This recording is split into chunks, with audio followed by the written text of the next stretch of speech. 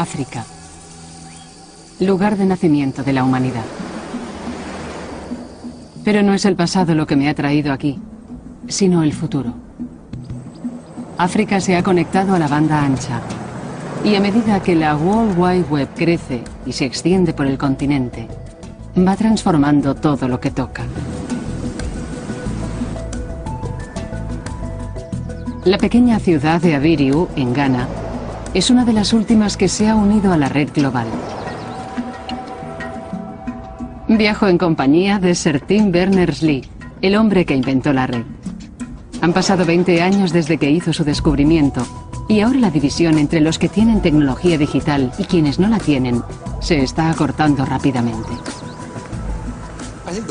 La red está conectando a la humanidad. Y la cuestión es que ahora que el 20 o el 25% del mundo está conectado, ¿qué ocurre con el restante 80%? El centro de esta comunidad puede no tener un gran aspecto, pero es la nueva frontera de esta revolución virtual. Cuando esta gente entró en la red, fue como ir atrás en el tiempo. Los primeros días no podías evitar decir, ¿cómo podemos estar seguros de que esto llegue a los lejanos terrenos africanos? ¿Qué es exactamente lo que hemos creado en los últimos 20 años? ¿Qué significa? ¿Nuestro mundo digital es una bendición o una maldición? Si la red consigue enraizar en África como en otras partes, este continente será el siguiente en ser remodelado por la revolución digital. Pero, ¿qué ha hecho la red con nosotros a los 20 años de su creación? ¿Qué reserva el futuro a la gente de aquí y a la mayoría del mundo que aún no está conectado? La red es la revolución tecnológica que está definiendo nuestras vidas. Casi 2.000 millones de personas están ahora online. Y en los 10 años que llevo estudiando la red y escribiendo sobre ella, he visto que ha tomado el mundo y lo ha sacudido. La red ha creado una inimaginable riqueza y anima a millones de personas a trabajar por nada. Reta a la autoridad y a la vez permite que los regímenes espíen y censuren como jamás lo habían hecho. Y se la culpa de crear una generación de adictos a la red a la vez que ha abierto un nuevo reino de conocimiento. En esta serie conoceré a todos los pioneros y personas clave. A todos, desde Google a Facebook, de Twitter a Amazon. Las personas que han ayudado a traer este imparable poder de libertad, cultura y valores que han tenido un gran impacto en la vida cotidiana de todos. La red es la forma en que la humanidad se comunica ahora. Es como si Internet se hubiese convertido en un cerebro, el más inteligente del mundo.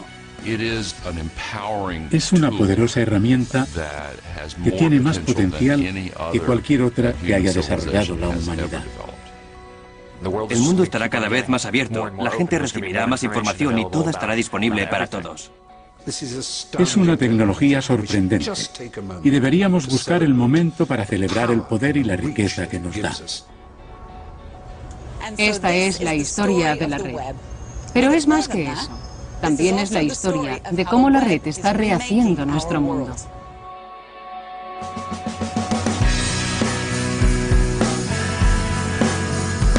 La revolución virtual. ¿Libertad en la red? Han pasado más de 2 siglos desde que vimos por última vez algo de semejante importancia y velocidad, como el impacto que ha producido la red. La revolución industrial fue potenciada por lo que entonces era una radical y nueva tecnología, el vapor. Y ahora la red encabeza la próxima gran revolución. ¿Por qué? Porque hace con la información lo que el vapor hizo por la fuerza física, dar mucha. La red hace posible publicar y distribuir globalmente y de forma gratuita imágenes, palabras, vídeos y software global, instantánea y virtualmente. Un 25% del planeta utiliza ahora la red. La red es una revolución.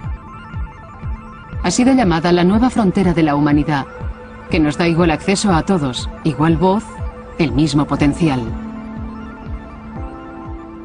Los pioneros que abrieron el camino a la red piensan en ella como la herramienta definitiva que nos fortalece, envuelta en una actitud, en una ideología online que quiere dar poder a la gente. Internet es una especie de rebelión. La gente se opone a la jerarquía y a la autoridad. Las personas que crearon Internet crearon una rebelión social para una sociedad que quería ser rebelde. Los libertarios han creado un espacio perfecto para las ideas. Ha roto los moldes y ha dado acceso libre a las comunicaciones y la colaboración. La libertad en la red es uno de los objetivos de la red. En este documental quiero estudiar cómo el sueño de libertad se está extendiendo por la red. Cómo está cambiando la noción, largo tiempo mantenida, de la propiedad, el valor y la experiencia. Cómo está retando el modelo de negocio y cómo la igualdad prometida por la red choca con la naturaleza humana, nuestro innato deseo de beneficio y control. Trata del significado de este conflicto y de cómo se ha creado en la red la efervescencia, la seducción y el enorme y poderoso fenómeno que conocemos hoy.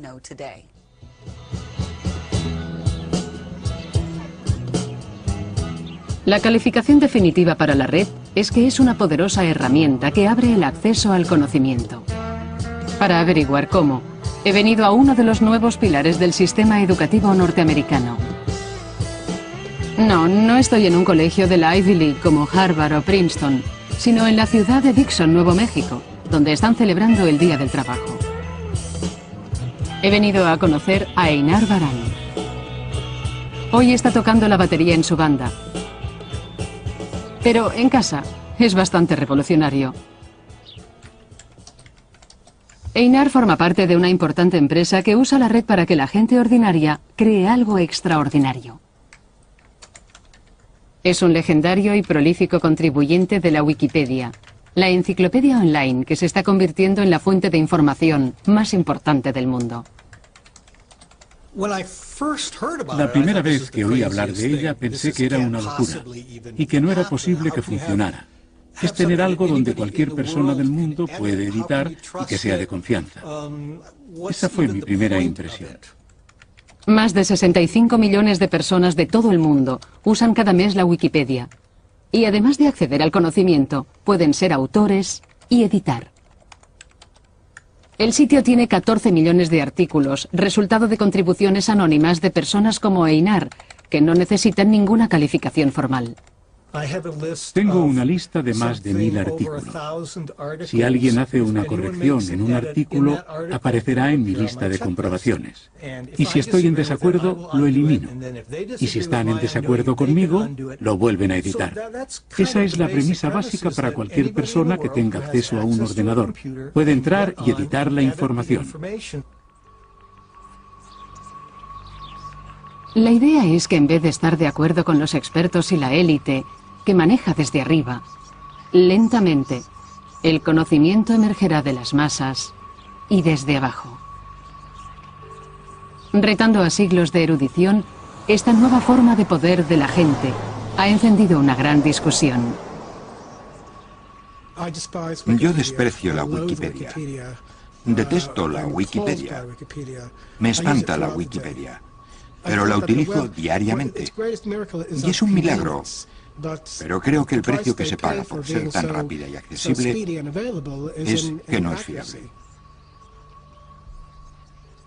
Reto a cualquiera a encontrar una fuente mejor y más rápida de conocimiento perfectamente aceptable para casi todos los propósitos que requieras como ciudadano normal. La Wikipedia es un ejemplo de cómo nos fortalece a cada uno y a todos nosotros. Ofrece algo gratuitamente, minimiza la autoridad y permite a que la gente ordinaria se una para dar forma al conocimiento. En otras palabras, satisface el sueño de libertad de los padres fundadores de la red. Para entender cómo la red aupa la Wikipedia, hay que conocer sus raíces en una cultura con deseos de libertad y libre expresión, que viene siendo así desde hace 40 años.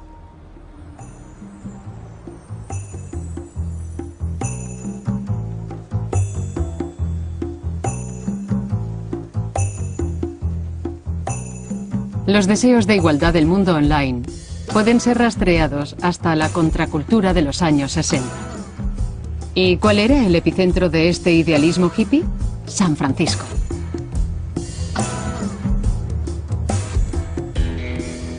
Nadie sabe qué ocurrió en San Francisco, pero fue aquí, el hogar tradicional de lo moderno, donde empezó el movimiento hippie, que rompió la delicada silueta del materialismo norteamericano con un arma definitiva, el amor.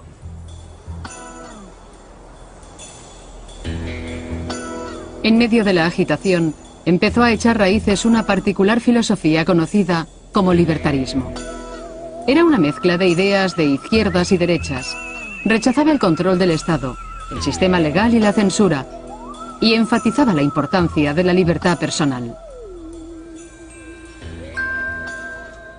Y mientras el sueño de la contracultura se desvanecía en el mundo real, en los años 70 encontró el lugar más inverosímil en el que podían florecer esas ideas.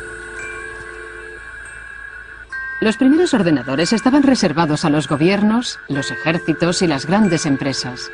Pero ahora, por primera vez, modelos más pequeños y baratos empezaban a poner la tecnología en manos de la gente.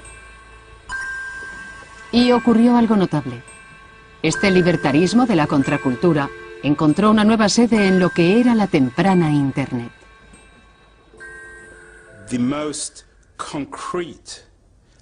El legado más concreto de la contracultura es Internet.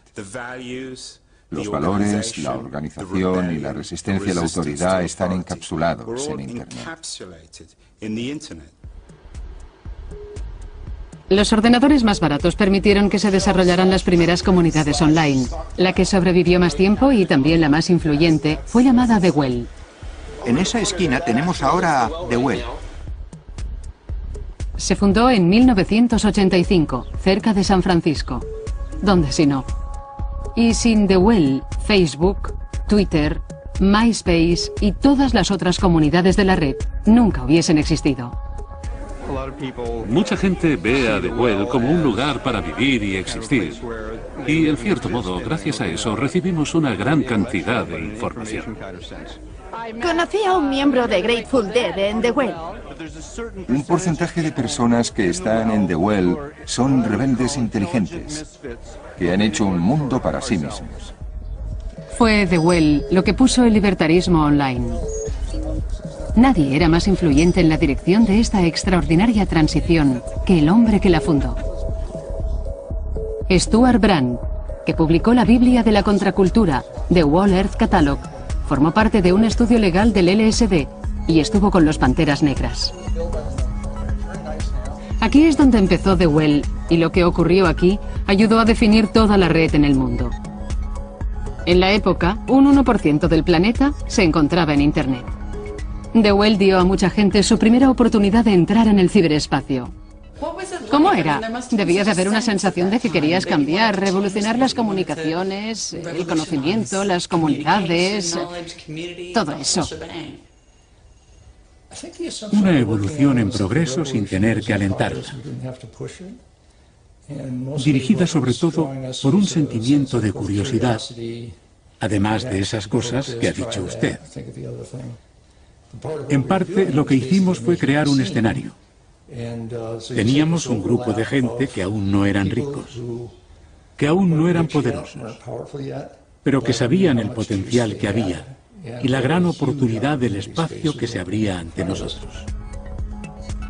Usualmente veo las noticias para saber qué ocurre y siempre hay las mismas controversias. A la hora de almorzar en la oficina entramos en The Well y a veces hay charlas sobre mascotas. Hablo de mis gatos. Si he tenido un mal día, me gusta oír charlas sobre cosas sencillas donde toda la gente participa. Había 3 o 4 charlas sobre sexo de diferentes sabores, desde fuertes a suaves. Se hacían confesiones donde nadie decía malas palabras a nadie, dijeran lo que dijeran o hicieran lo que hicieran.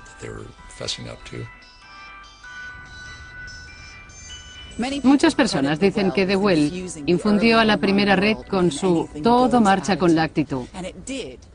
Y lo hicieron, pero para mí, lo que retó el orden establecido fue que un miembro de The Well tomara esa actitud y redactara una constitución radical para la libertad en la red. Tuvo que ser un momento clave para ayudar a crear la red tal como la conocemos hoy. El ciberespacio había encontrado un profeta.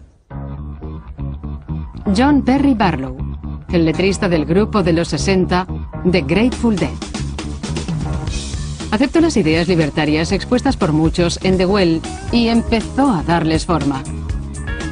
Y también consiguió que los miembros de The Well aumentaran. Cuando se supo que uniéndote a The Well podía chatear online con un miembro de The Grateful Dead, los admiradores de la banda se inscribieron enseguida.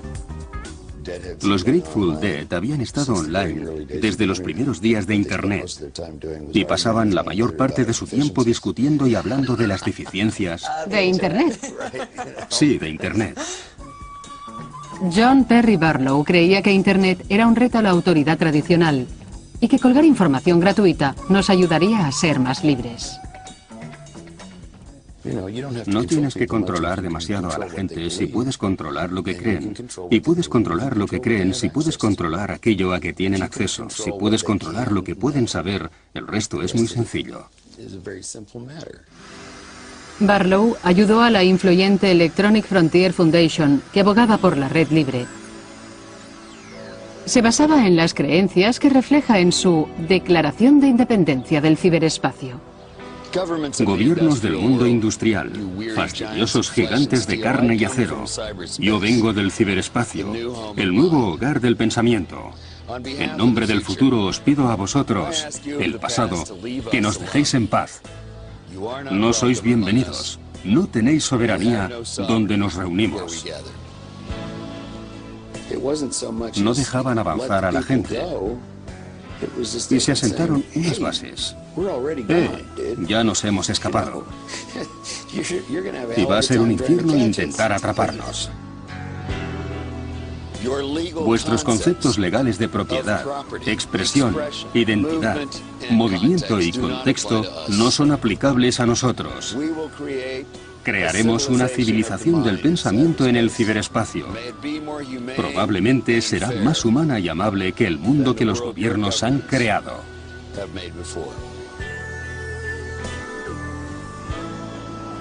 El manifiesto de Barlow decía que la autoexpresión no tendría límites y creía que ese fluir de información se confrontaría con la autoridad. Hoy, el mundo de los blogs, una especie de diarios online y noticias dogmáticas, demuestra que la revolución en la libertad de expresión puede revertir fácilmente en un pensamiento trivial. Pero algunos de los 130 millones de blogs que se calcula que hay están estimulando un nuevo e importante tipo de conversación global. La red permite que la gente se exprese, obtenga ideas, las discuta con otros, se refleje en ellas. Y eso es muy bueno para las ideas, una perspectiva excitante y revolucionaria. Utilizada de forma correcta, la red puede alterar totalmente el paisaje político. Ori Okolo empezó su blog haciendo campaña por los derechos civiles en Kenia. Pero enseguida desarrolló una nueva y dramática forma de usar la red para documentar la realidad y reforzar el poder de la multitud. Fue impulsada por la terrible violencia que en 2008 siguió a las elecciones en Kenia.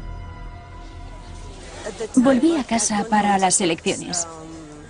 Era la primera vez que votaba y para mí era un momento muy emocionante. También cubrí en mi blog el periodo de la campaña y fueron unas elecciones muy reñidas. Creo que nadie pensó en lo que seguiría. Los resultados de las elecciones se discutieron porque se alegó que eran ilegales. La violencia tribal estalló entre los seguidores de los candidatos rivales. Los medios oficiales luchaban por cubrir la crisis. La gente, desesperada, pedía información a sus familiares y estos me la enviaban a mí. Me di cuenta de que los ciudadanos intentaban que no los capturasen. porque es lo que se veía en la televisión. Y pensé que la gente debía recibir individualmente ese tipo de información y que tenía que poner en circulación lo que no se veía en las noticias. Ori reunió un equipo y creó un sitio web llamado Ushahidi.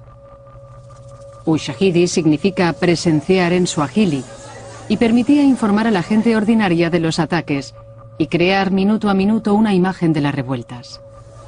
Dando voz al pueblo, presionaron a las autoridades keniatas para que actuaran y acabaran con la violencia. La atención fue extraordinaria, algo que no habíamos imaginado, y enseguida nos dimos cuenta de que era necesaria una especie de plataforma y de que había que convertirla en una herramienta que pudiese utilizar cualquiera. Ushahidi me recuerda los primeros tiempos de la red. Yo creo que ahora nos estamos dando cuenta de que sitios como esos tienen potencial gracias a la tecnología y que el mundo la está aceptando por lo que significa. La capacidad de la red para reforzar el poder de millones de voces individuales no tiene precedentes en la historia humana. Parece ser que hace realidad el sueño de gran libertad. Un cambio igual al que trajo la invención de la imprenta.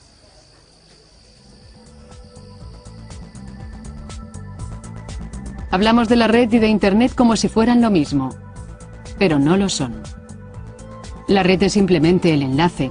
La información y las páginas web llegan a nosotros a través de la infraestructura física conocida como Internet. Las raíces de Internet se remontan a principios de los años 60 en Estados Unidos, cuando el ejército y las computadoras de las universidades estaban conectadas por medio del sistema telefónico. El correo electrónico nació en 1965 y los patrones comunes empezaron a permitir que los archivos se transfirieran entre redes. Pero conseguir información era aún extremadamente difícil. Los usuarios tenían que saber exactamente dónde estaba almacenada y cómo decirle a su ordenador que la encontrara para poder enviarla a otro ordenador. La red como la conocemos hoy, a la que cualquiera puede acceder a casi todo, no existía.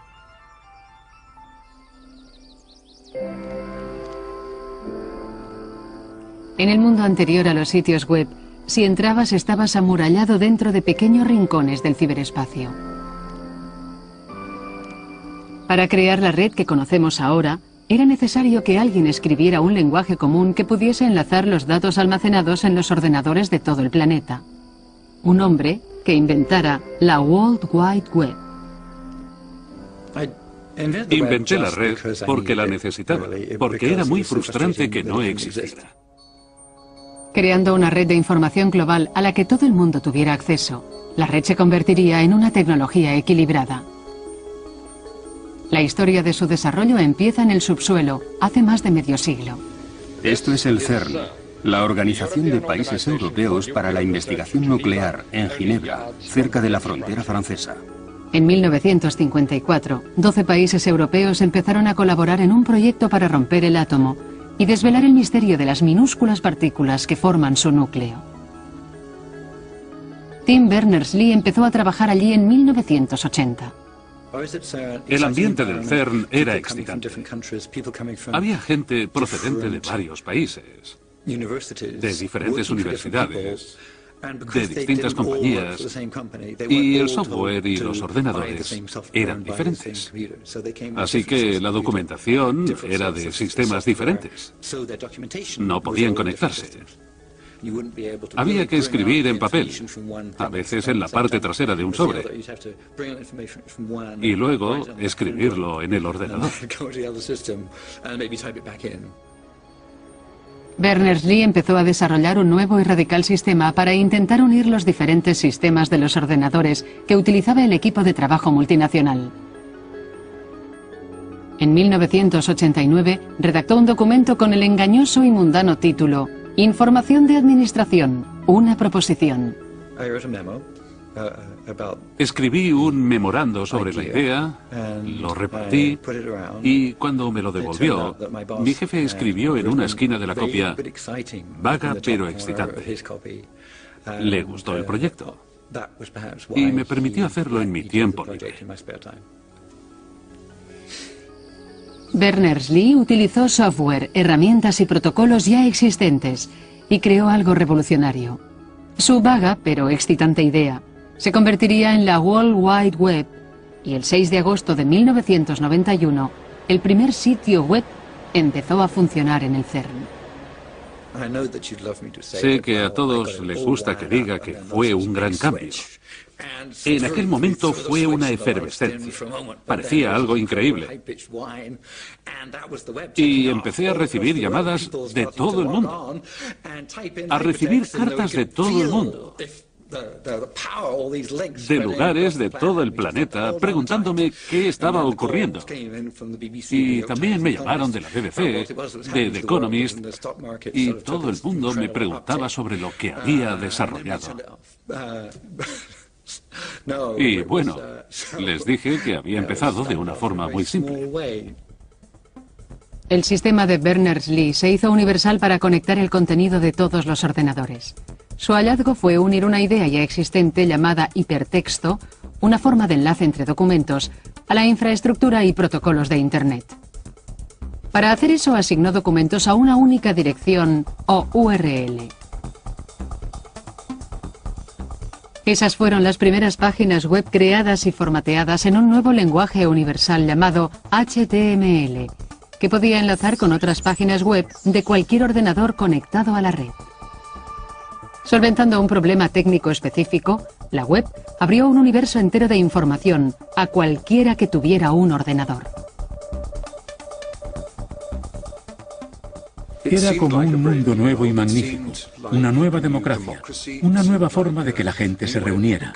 Parecía la forma más fantástica y radical de conseguir información, el desarrollo más fantástico y radical desde que en 1450 Gutenberg imprimiera su Biblia y sus primeros libros. El sueño de todo el mundo es estar conectado. La información va y viene y permite que la gente comparta la información.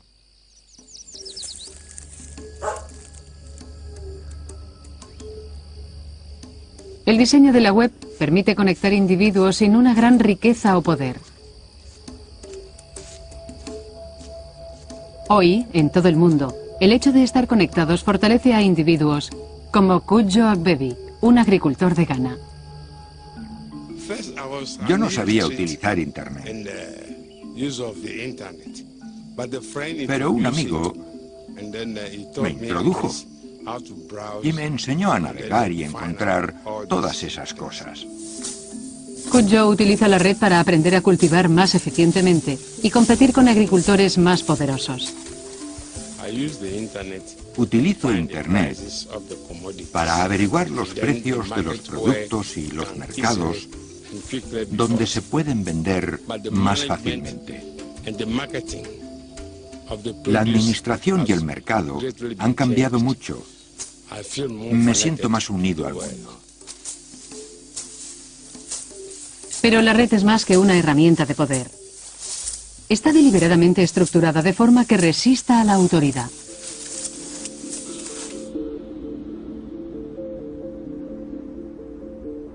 La red fue diseñada para que todos los usuarios tengan el mismo acceso. Nadie necesita pedir permiso para visitar un sitio web o para crear uno. Y en la red no hay gobiernos que impongan normas y regulaciones.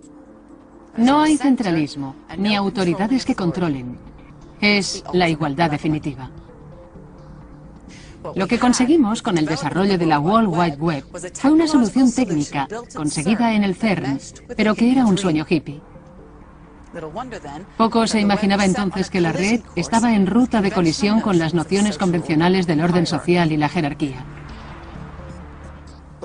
Lo revolucionario era que permitía que la gente fuera libre.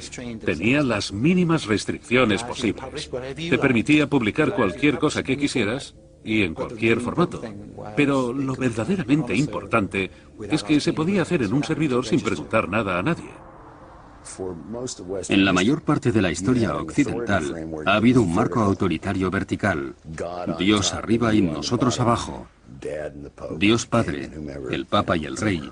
Y esa gran columna blanca estaba en todas partes. Pero de repente la autoridad, como materia técnica y política, era horizontal. Personas como Berners-Lee y el resto de la gente idealizaron esta noción por primera vez en la historia humana. Hemos creado algo sin un centro que no puede ser controlado. Y la razón por la que lo creamos es por esa gente que se oponía a la noción de jerarquía y autoridad. Así que no fue por accidente. Crearon su sueño ideológico. Y hubo una última cosa que convirtió la red en una especie de kriptonita que amenazaba con trastornar la sociedad y el modelo económico del siglo XXI. Se daría gratuitamente.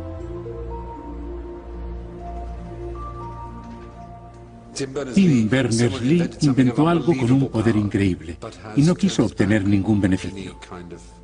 Creo que deberíamos celebrar eso, no su genialidad, sino que la World Wide Web funcione porque él la liberó, porque hizo que fuera libre para que todos la usaran. Y en ese sentido, es una fuente abierta.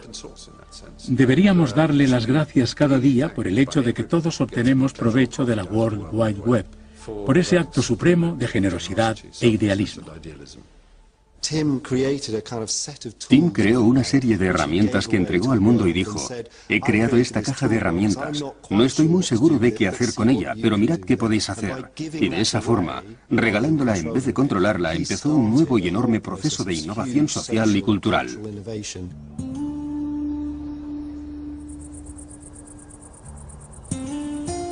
Pero el gran éxito de la web la convertiría en un gigante. La idea de que era un espacio creativo donde todo el mundo podía participar igualmente se enfrentaría enseguida a un modelo diferente que vería la red como un lugar donde comprar y vender en vez de compartir. Esto inició un ciclo constante de revolución y contrarrevolución que hoy sigue dando forma a la red. Y para entender la naturaleza de este conflicto, tenemos que dar un salto atrás en el tiempo. Era el año 1975. Pink Floyd sonaba en la radio. En el cine veíamos Tiburón. La guerra de Vietnam había terminado. Y ese fue el año en que el joven graduado Bill Gates salía de Harvard y llegaba a Albuquerque, Nuevo México.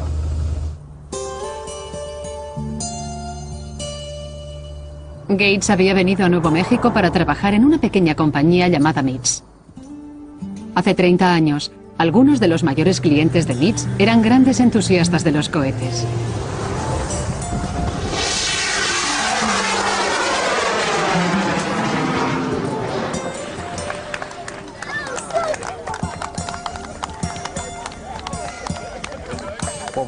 Con los cohetes queríamos hacer algo más que lanzarlos y que cayeran. Y MITS Corporation creó el primer paquete de instrumentos realmente pequeño, y de esa forma podíamos obtener datos como hoy hacemos conectándolo al ordenador. MITS empezó a hacer electrónica más sofisticada, creando el primer ordenador doméstico accesible, el Altair 8800, ayudando a poner en marcha la revolución que llevaría al mundo a las comunicaciones de hoy. El ordenador personal fue la base donde se crearía la red. Tenía que haber millones de esas máquinas para que la red tuviera sentido. Bill Gates estaba desarrollando BASIC, un programa de lenguaje para el Altair. Vio el potencial para ganar mucho dinero con el software en una época en que la mayoría de usuarios de ordenadores eran aficionados a quienes se daba gratuitamente. Lo presentó en una feria de ordenadores de la costa oeste donde todos comerciábamos con software. Recuerdo a ese chico vestido con su traje diciendo: no deberíais regalar el software a nadie, deberíais cobrar por vuestro trabajo, y todos nos reímos de él. Él tenía un punto de vista diferente. Ahora es un hombre muy rico.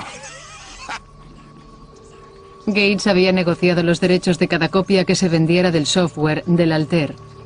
Y cuando averiguó que los aficionados del club Homebrew Computer de California estaban haciendo copias pirata, se puso furioso. Teníamos una copia de la cinta de la librería que nuestro club había comprado, y si algún miembro del club la pedía prestada durante 2 semanas, cuando la devolvía debía traer 4 copias, y recibimos una carta de Bill Gates que decía muy enfadado: están ustedes haciendo copias de un software que tiene derechos de propiedad, y no deberían. Y eso era como decirnos: tienen que pagar por usarlo. Cuando empezamos Microsoft y algunas personas copiaban la cinta, dije, haremos más software si la gente nos paga. Hay cosas que deben ser libres, pero otras hay que pagarlas. 20 años después, Bill Gates y Microsoft volverían a luchar esa batalla online. El software para la World Wide Web se había dado gratuitamente porque Tim Berners-Lee, como los primeros pioneros, creían que el mundo online debía ser libre para compartir. Para Bill Gates y para otros como él, era el mayor negocio y la mejor oportunidad del siglo. Los primeros tiempos de Internet parecían un nuevo punto de partida para los negocios. Era otra dimensión en la experiencia humana que hoy es difícil de entender y que no tenía nada que ver con el dinero. Cuando las empresas entraron en Internet, el objetivo del juego era ganar dinero. Antes, la red, Internet, estaba administrada por un cuerpo público y estaban prohibidos los negocios. Pero todo cambió en 1994. Y esas dos ideologías opuestas empezaron a luchar por el espíritu del mundo online. El conflicto más importante empezó en 1995, cuando Microsoft lanzó Internet Explorer y se preparó para barrer a la competencia. Obligaron a los fabricantes de ordenadores a vender máquinas que lo llevaran preinstalado. De la nada, Microsoft acabó teniendo más del 90% del mercado. Con este software podemos hacer cualquier cosa. La acción legal de los gobiernos evitaron el dominio total y el riesgo de que la red se convirtiera en una especie de experiencia de la marca Microsoft. Microsoft es un monopolio y lleva a cabo prácticas anticompetitivas que dañan la innovación y reducen la elección del consumidor. Pero la batalla legal no era solo por Microsoft. Había dos ideas totalmente diferentes sobre lo que la red debía ser. Creo que desde el principio ha habido dos puntos de vista compitiendo por la red para entrar en el juego, como sigue siendo ahora. Una es que la red es un lugar de colaboración, para compartir, para que la información sea libre, para que la gente se una y pueda crear cosas en plataformas abiertas y comparta ideas, siguiendo la cultura hippie del club Homebrew Computer, como cuando empezó en los años 70, y luego hay otro, que es el punto de vista de Bill Gates y Microsoft, que dicen, bien, ¿cómo va a pagar su factura? Las disposiciones legales han conseguido que Microsoft haya tenido que plegar sus alas, pero la ideología comercial que representa va en ascenso. Y en esto parecía que la era del auge de los .com había terminado para la explotación. Pero enseguida el equilibrio de poder cambiaría una vez más. Cuando Internet Explorer se popularizó en la red, poniendo a millones de personas online, la gente vio lo que la red podía hacer, para bien o para mal. Su potencial y nuestro potencial propondría un enorme reto a las nociones de propiedad, creatividad y poder. El potencial de la red contraria a los negocios emergió en una nueva y chocante manera. Iba a socavar la noción de siglos de antigüedad de los derechos de autor y de propiedad intelectual. La historia empieza en el dormitorio del colegio de un estudiante de 18 años. Lo empecé porque pensaba que era interesante, aunque era un proyecto sencillo. Unos años después, hizo tambalearse a una industria multimillonaria y más cosas en la línea de fuego. Son personas que están descargando canciones de Metallica. Quieren demandar a todo el mundo entre 13 y 30 años. No lo creo. Mentiría si dijera que no temo a nada o que no tengo miedo de ir a la cárcel. La industria musical sería la primera en descubrir que la red puede destruir los modelos de negocio establecidos. En 1999, Sean Fanning se dio cuenta de que había un software en Internet llamado Napster. Se le ocurrió la idea de usar ese software en la facultad. Compartía la habitación con un compañero al que le gustaba la música rap. Y en esa época fue cuando empecé a tener la idea de que se podría instalar un software que permitiera compartir la música y a la vez acceder a las colecciones de otras personas. Napster aprovechó la oportunidad y pasó a los formatos de CD digital, como el MP3, que eran fáciles de copiar e intercambiar. Permitía compartir música ilegal y gratuitamente a los usuarios de cualquier parte del mundo, en vez de comprarla. El software proporcionaba información sobre la música a todos los ordenadores que se conectaran a él. Los usuarios podían buscar en esa gigantesca base de datos y encontrar los archivos de audio. Cuando averiguaba qué buscaban, Napster conectaba el ordenador que lo guardaba con el archivo de la persona que lo quería. Con un clic del ratón, la música pirata llegó a todo el mundo. La igualdad, el sueño compartido de la red, había provocado un resultado siniestro, animando a miles de personas a violar la ley por primera vez. La banda Metallica se convirtió en la portavoz de la industria musical. Si tenéis derecho a descargar mi música gratuitamente, entonces podemos decir que un fontanero o un mecánico de automóviles también tienen la obligación de arreglaros gratuitamente las averías de fontanería o las averías de vuestro coche. Nunca imaginé que el principio de Napster pudiera cambiar la industria de la música al nivel que lo hizo. Pero han sufrido por verse forzados a entrar en un mundo de distribución digital ilegal. Después de 2 años de batallas legales, en 2001, Napster fue restringido y tuvo que cerrar. Pero otros servicios más sofisticados ocuparon su lugar. En Inglaterra, la industria del entretenimiento dice hoy que el 95% de la música se intercambia en la red sin pagar, y la pérdida de ingresos por las descargas ilegales de películas, software, televisión y música ascienden a 443 millones de euros. La tecnología de nuestros ordenadores nos permite copiar todo instantáneamente y eso supone un nuevo mundo. Tenemos un nuevo mundo por delante y han pasado décadas, siglos para haber llegado a este punto. La red ha amenazado la forma de hacer negocios de cualquier industria tradicional basada en la información y la comunicación. Pero en este dramático cambio hay más complicaciones que el robo y la piratería. También es la forma en la que la red parece permanecer fiel al antiautoritarismo y a los ideales de igualdad. El diseño esencial de la red es la capacidad de extender información global e instantáneamente sin costos, sin control de agentes intermediarios, editoriales y editores de periódicos. Permite a la gente conectarse directamente con otros. Todos pueden tener público o seguidores. En este valiente y nuevo mundo conectado, no hay nadie que sea alguien.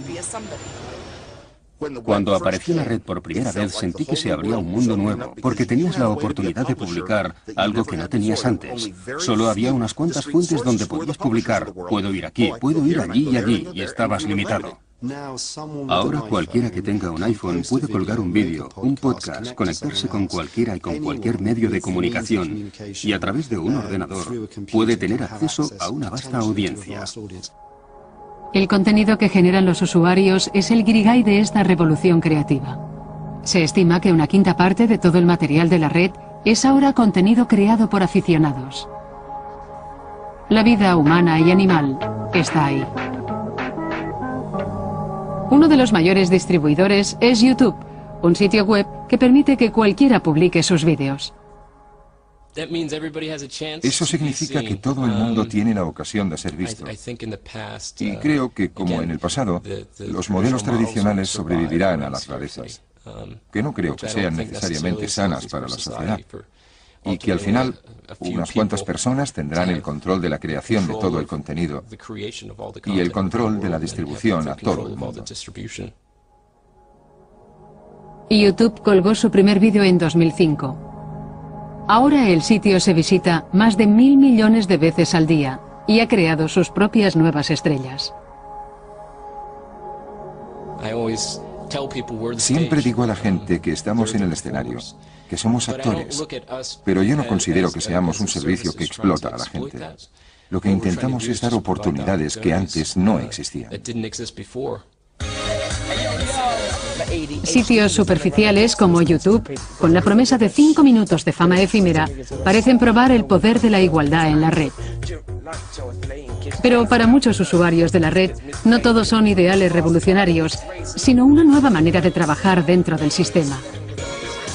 Para personas como Master Shorty, que ha sido nominado recientemente para un premio Movo, es la perfecta herramienta promocional. Estás promocionándote y vendiéndote. Sí. ¿Qué está haciendo Internet para que puedas hacer eso? Internet es lo que ha hecho posible, desde promocionar mi música hasta encontrar productores, hacer mi música y promocionarme en el mercado. Internet es la principal fuente para conseguirlo. Internet está lleno de amantes de la música. Hay una gran comunidad online. Puedes encontrar raperos, cantantes, músicos. Hay un montón de gente metida en ese mundo. Mirando fríamente este mundo de usuarios que generan y se autopromocionan, parece un reto que se puedan establecer industrias y más que un terreno para obtener beneficios, es una forma de descubrir e incorporar nuevas voces. Puedes destrozar jerarquías. Por ejemplo, las jerarquías del negocio de la música. Pero al final, cuando seas conocido, tendrás que firmar con los estudios de grabación, como en American Idol. Las viejas jerarquías siguen estando ahí, luchando por adaptarse a esta nueva situación.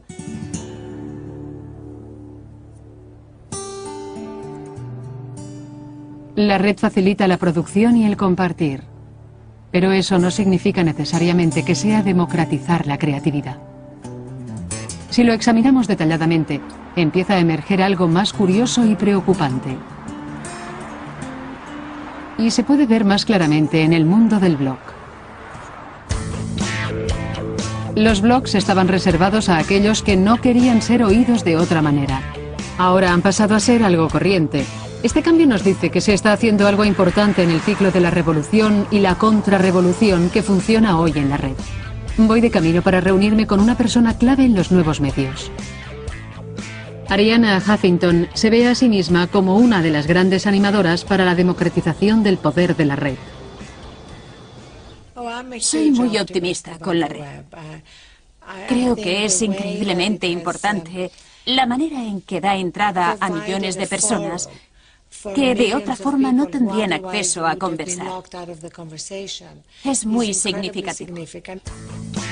Pero la realidad del sitio web que Arianna ha lanzado parece más una forma de domeñar los millones de voces que han aceptado su potencial democrático. El Huffington Post es lo que se conoce como un sitio de agregación. Coteja y filtra gratuitamente el trabajo de otras personas de toda la red. Irónicamente, se ha hecho más influyente y cada vez se parece más a los periódicos antiguos. Creo que estamos yendo hacia un futuro híbrido, donde combinaremos lo mejor de los medios tradicionales, precisión, imparcialidad y lo mejor de los nuevos medios, transparencia, inmediatez, responsabilidad. Pero en este mundo híbrido, no todos tendrán igual uso de la palabra, porque los editores filtrarán y excluirán opiniones. El futuro híbrido que yo veo incluirá millones de voces, pero no eliminará a los editores. De hecho, los editores serán más importantes que nunca. Los pioneros de la red creían que liberaría millones de voces nuevas. Pero personas como Arianna Huffington son los nuevos guardianes y restablecen las viejas jerarquías. Creo que el hecho de que alguien como Arianna Huffington venga a simbolizar las cualidades revolucionarias de la red refleja la bancarrota fundamental e intelectual de Internet. Creo que es una mujer interesante, pero es tan revolucionaria como mi perro. Y mientras que los promotores de la red hablan constantemente de su energía inquieta, promiscua y creativa, los hechos indican que no siempre es así. El mundo de los blogs, por ejemplo, está entrando en crisis. De más de 130 millones de blogs activos en 2002, se estima que el 90% están ahora inactivos. Este cambio de poder no es un ejemplo aislado, es la consecuencia del diseño único de la red. Sus primeros seguidores creían que un espacio sin reglas y reglamentaciones estaría más nivelado. Pero yo creo que a medida que la red crece, se produce una paradoja. Parece que está ocurriendo lo contrario. La falta de regulaciones permite que aquellos que tienen mayores recursos griten con más fuerza e impongan su marca y su autoridad. Para entender la verdadera distribución del poder en la red, imaginen el ciberespacio como el espacio. Aquí se ve por primera vez un modelo matemáticamente preciso del tráfico de la red en Inglaterra. Es una galaxia dominada por unas cuantas grandes marcas. Cada mes buscamos en Google más de 38 millones de veces. 1 de cada 3 de nosotros tenemos una página en Facebook. eBay tiene 21 millones de visitas al mes. Y Amazon, 16 millones. La red tiene un motor de búsqueda, un mercado, una librería y una red social importantes. Se puede ver en compañías como Google y YouTube.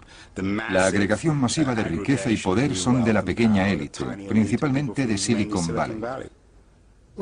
Cuando piensas en ello, es raro que no haya competidores de Facebook.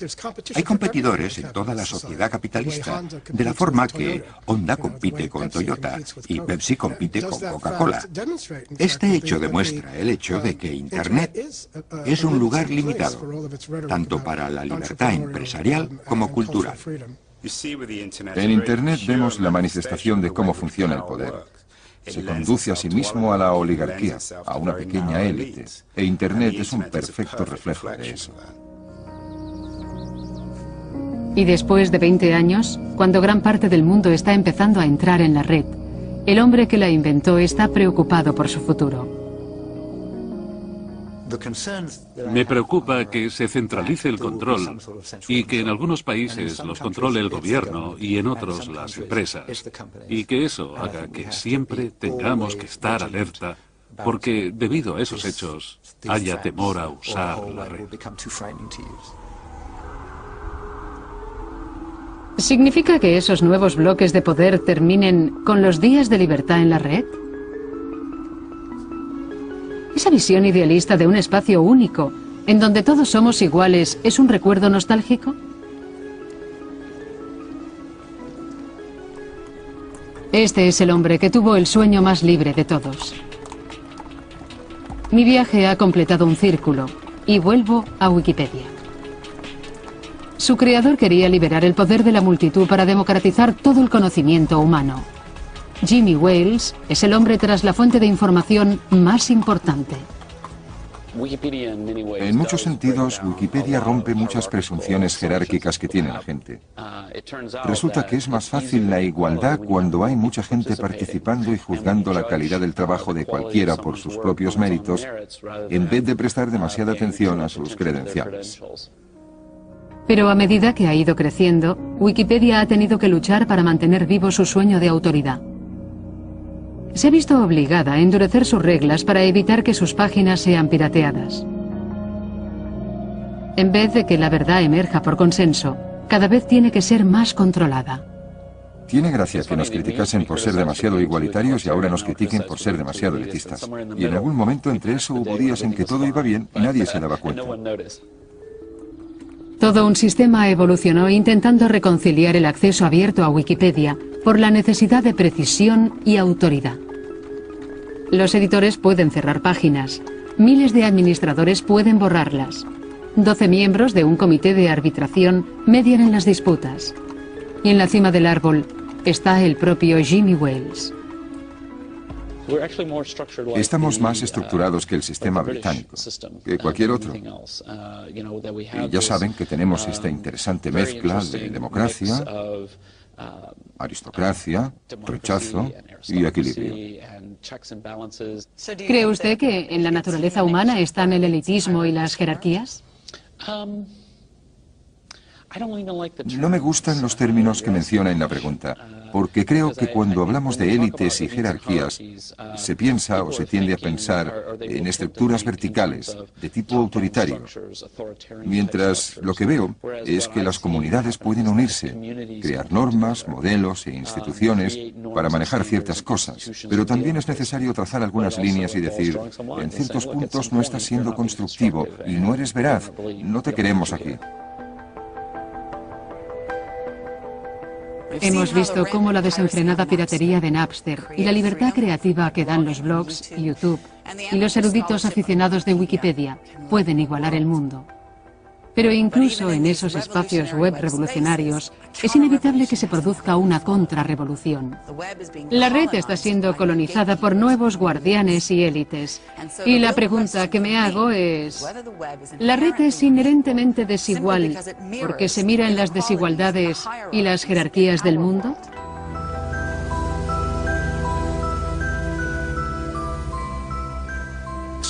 Alguien tiene que hacerse cargo. Eso me lo enseñaron en el ejército. Y créanme, tiene que haber alguien responsable de todo lo que haga el sistema y de los fallos. Aparecerán las jerarquías. Es rara la especie que no tiene un orden. Yo creo que la red acabará teniendo los contornos de lo que siempre ha sido la cultura. Habrá jerarquías, habrá élites, y como toda la tecnología, Internet no es una cura para la naturaleza humana, es una ampliación de la naturaleza humana, de lo bueno y lo malo que tiene. He dicho que debe ser abierta y libre en el sentido de libertad y descentralizada, pero creo que sería un gran error asumir que si te conectas a Internet eres igual que los demás. Para mí, la pregunta más importante sobre la red es si sus principios idealistas han pasado a la historia. Yo no lo creo, porque pienso que la red es algo más que un simple reflejo de nuestro mundo y que se reinventa a sí misma indefinidamente, dando más poder a la gente que la utiliza, aunque una parte de la red está cerrada, colonizada y controlada. La tecnología abre nuevas fronteras. Es un espacio de perpetua innovación. Nadie puede detenerlo, pero tenemos que ocuparnos de él. Esta revolución virtual es un extraordinario desafío, una inmensa responsabilidad y una extraordinaria oportunidad.